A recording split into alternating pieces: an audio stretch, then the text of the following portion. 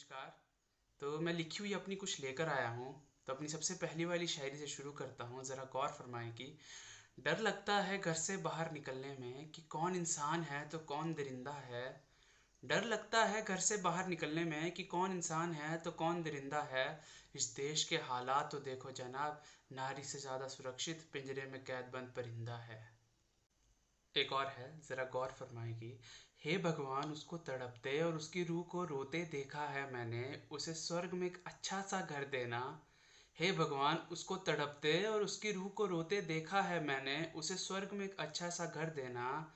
अभी उनका नरक की ओर रास्ता थोड़ा लंबा है, अगर मौत से भी बढ़कर कुछ है तो इन बलात्कारियों के नाम कर देना। एक और है, ज़रा गौर फरमाएगी। तुझे तो जिस्म की भूख थी, एक बार उसकी सहमी हुई रूह का हाल जान लेता।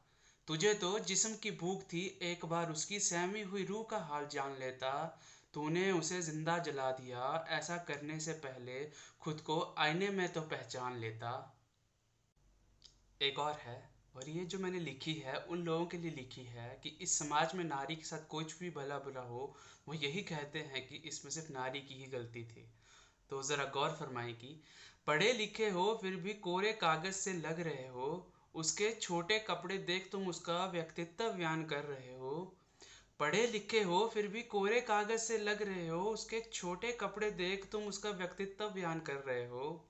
अरे वो तो महज 2 साल की थी और उसे बलात्कारियों ने नहीं छोड़ा, और तुम उस पर कीचड़ उछाल खुद कमल का फूल बन रहे हो।